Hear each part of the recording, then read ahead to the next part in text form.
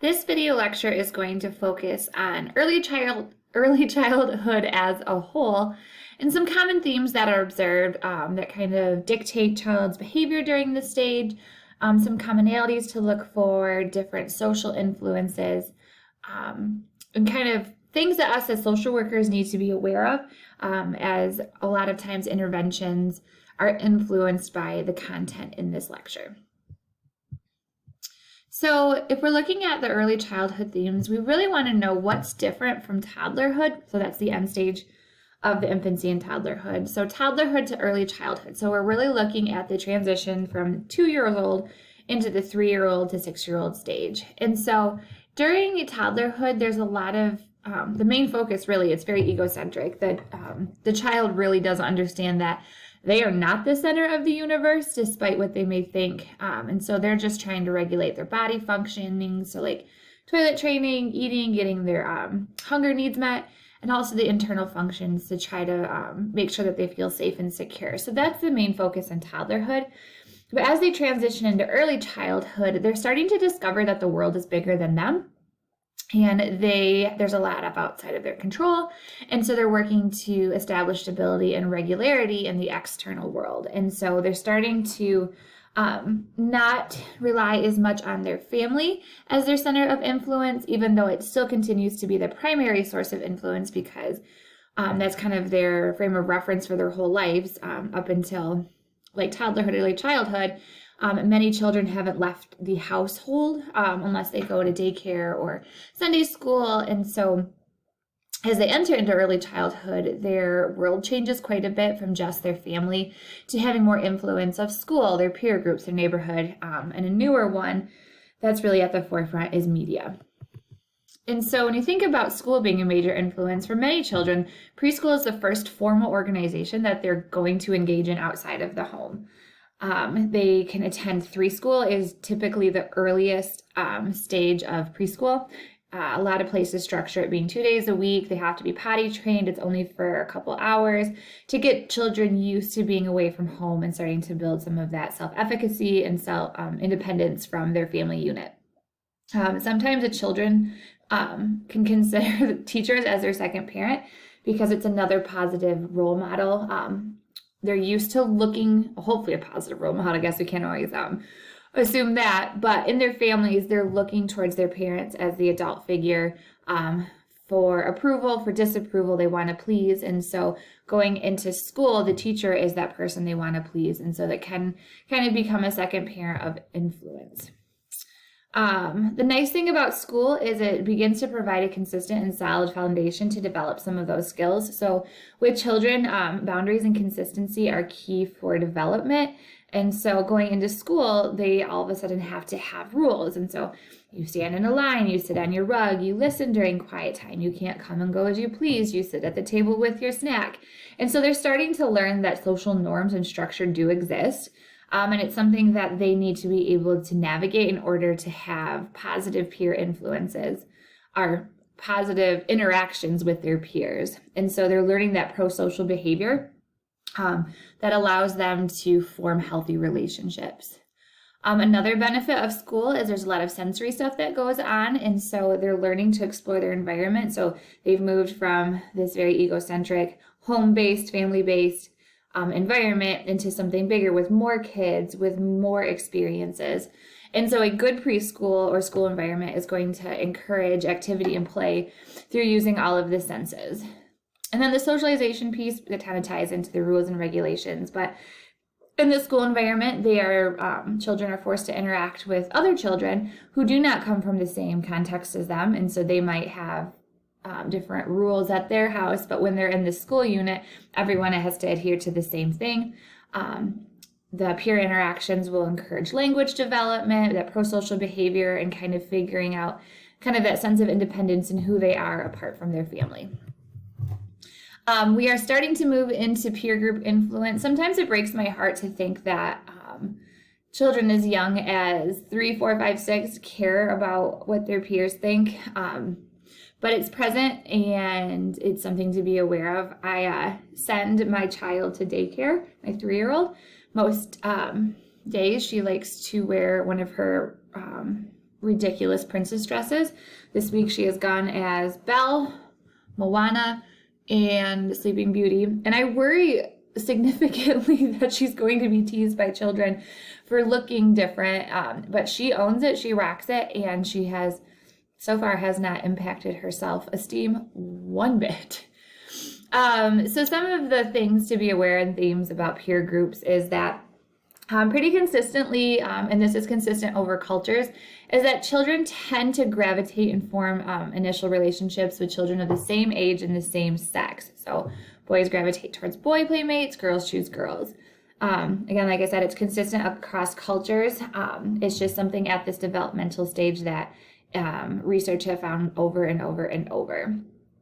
And so I mentioned the acceptance of peers piece is starting to come in play. And so the incentive to be accepted by their peers helps them in some ways to develop skills, because they're going to learn how to share, they're going to learn how to listen, how to cooperate, how to kind of build that empathy piece, like taking on the perspective of somebody else. That is not necessarily super present in the early stages of early childhood, but the hope is by the end age with 6 that they'll have been able to develop some sense of empathy and being able to look at situations from someone else's perspective. Researchers do find that if a child exhibits aggressive behavior or are difficult, are kind of acting out, they aren't as accepted by their peers. And so this is an important stage for children to learn pro-social behavior, that you don't push somebody, that you don't take somebody else's snacks, and kind of there's some of those social constructs that have been developed that's what the culture says is pro-social. So every culture is going to have a little bit different interpretation of what is pro-social behavior, but across the board, it's more of that, like, not necessarily conformity to the group, but adhering to the rules and regulations so you don't stand out or cause a scene. And it is noted that children who've been able to develop healthy attachment, so we talked about attachment during the infancy and childhood stage, that those children who have the secure attachment actually show better peer relationships as they enter into early childhood. So again, these stages build on each other. Things that happen early on can definitely continue to have an impact later on in life. So I had mentioned this quote earlier in some of the narrative that you reviewed earlier on the module, that children have made progress in becoming more socially adept since infancy, but they're still learning how to be social and how to understand the perspective of others. So there's 4 areas to consider with social development. Role of play is mentioned as one of them, but I am not going to talk about it in this PowerPoint because I did that whole separate PowerPoint on the role of play. But it's important to note that the content from the role of play does impact and kind of give some clues and keys to how a child might develop socially.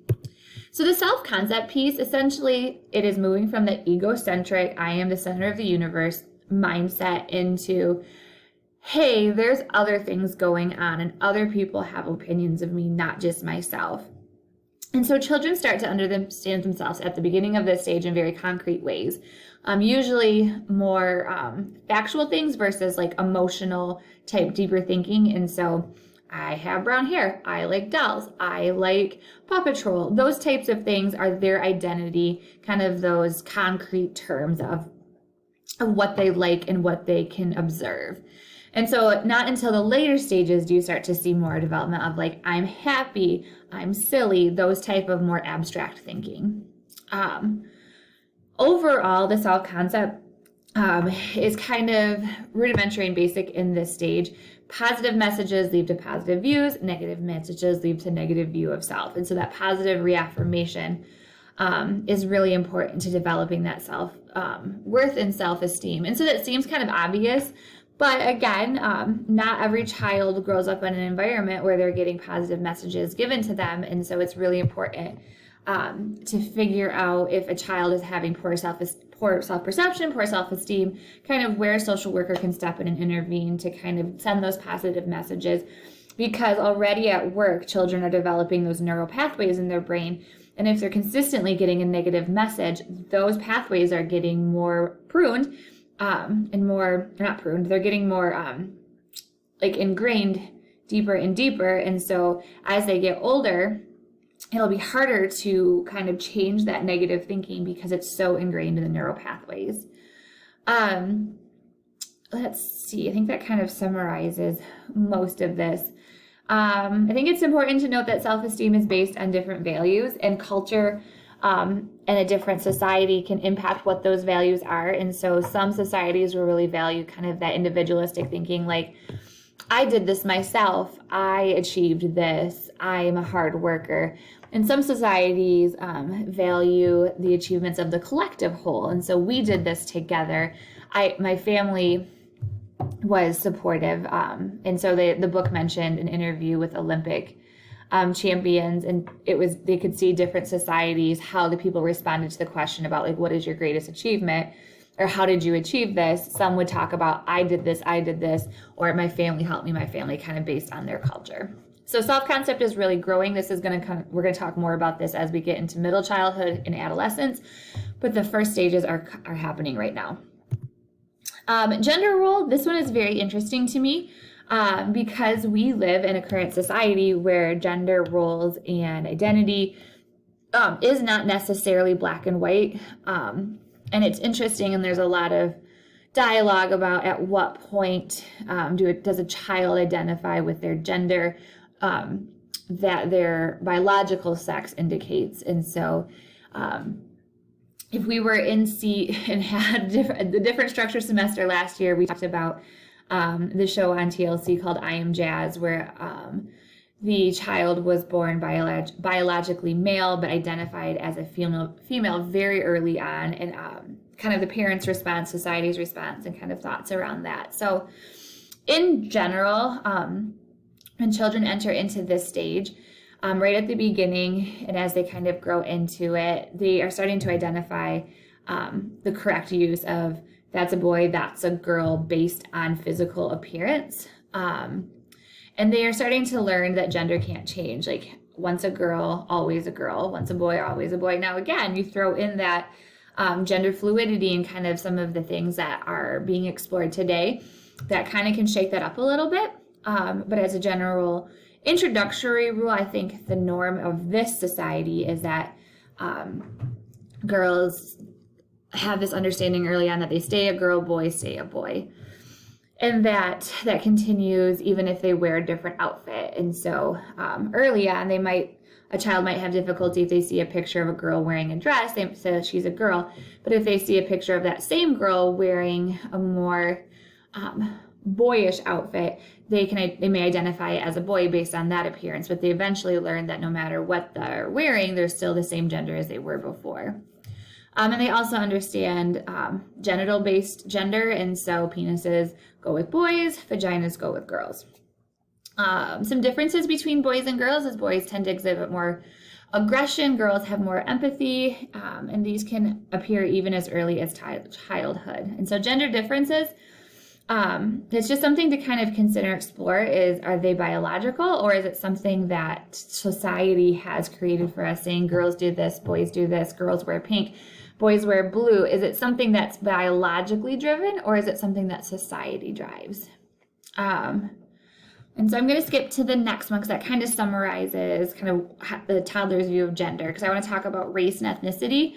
And so off the bat, children tend to identify with the same race as theirs. And it's usually based on the color of skin, not necessarily ethnicity. So kind of black, white, brown, not necessarily African American, Latino, Hispanic, but they gravitate towards others of their own skin. And interestingly enough, children who are African American, when they were given the choice between a black doll or a white doll, oftentimes they would gravitate towards white dolls, which is very interesting because that kind of shows how society has placed that white is preferred, and children are already picking up on that as well.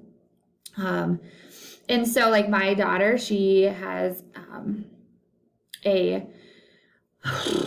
she goes to daycare, and her best friend is African American. And the other day she came home and said, my face is white and Maddie's face is black. And so she's 3 and she's already picking up on this information, which is really, really interesting. But that's kind of the perception of race and identity already during early childhood children are already making those observations and noting a difference.